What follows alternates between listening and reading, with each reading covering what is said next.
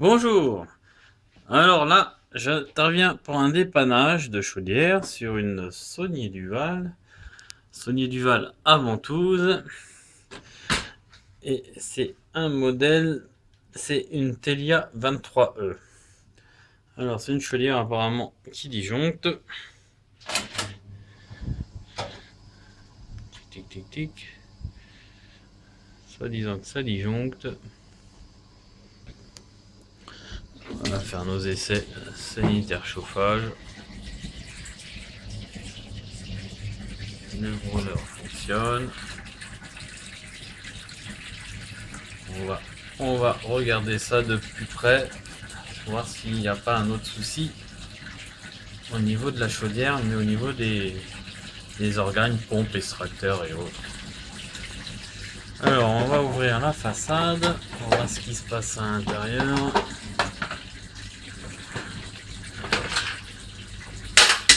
Boum.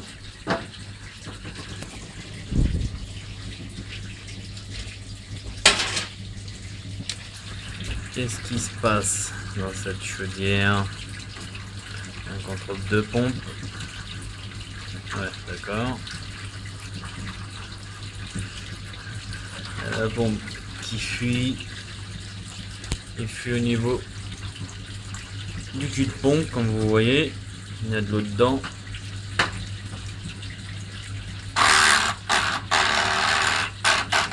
La pompe tourne. Bon, qu'elle fuit un peu, c'est pas non plus certainement la cause du problème.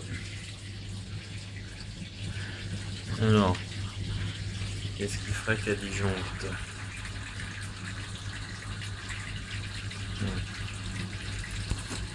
Bien.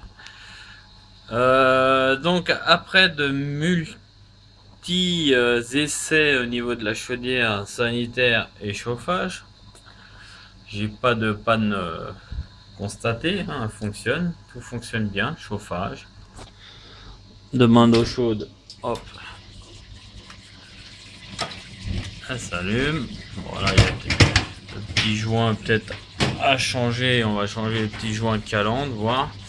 Alors vu que j'ai pas de demande et que j'arrive pas à joindre les locataires, je penserais dans ce cas-là, enfin d'après les infos que j'ai, ça serait la chaudière qui s'allume pas du tout ni en chauffage ni eau chaude.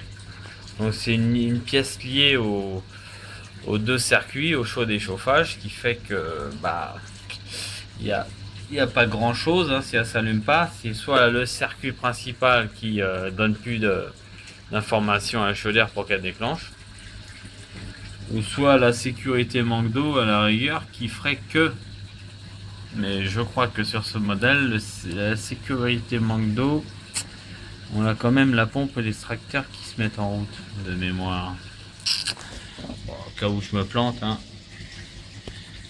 Donc on va faire un échange de circuits et puis on verra bien ce qu'il en est par la suite. Nous avons donc une vis ici et des petits picots ici de chaque côté qui permettent de tenir le capot du circuit. Une fois que c'est enlevé, on l'ouvre.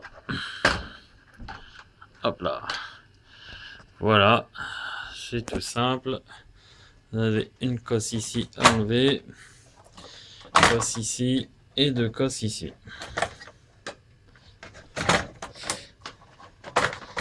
Hop.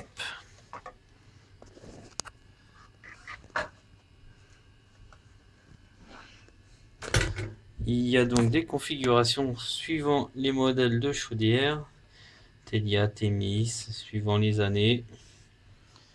Donc là, nous allons récupérer le circuit d'origine, circuit qu'on va configurer comme celui-ci.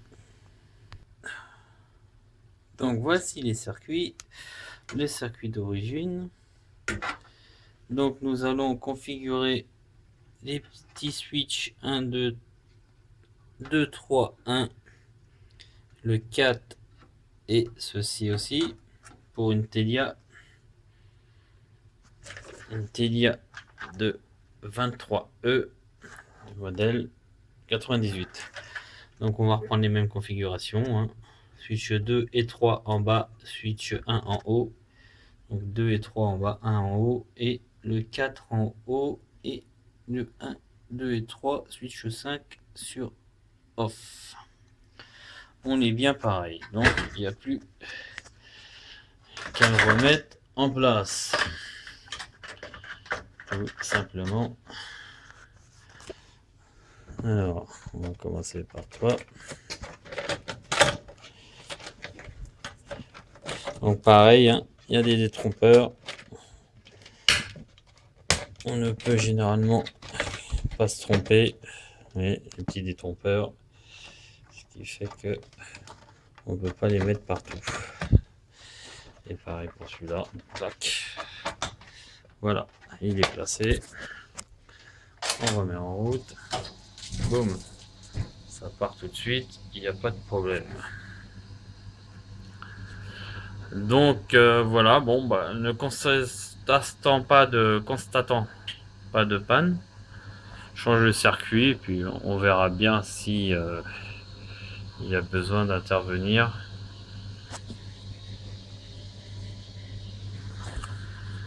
Pour le problème. Nous avons un petit bruit de surchauffe. Alors là, quand vous avez un petit bruit de surchauffe comme ça, c'est que le brûleur on est en plein débit. Vous pouvez régler la petite vis de puissance. Ah oui.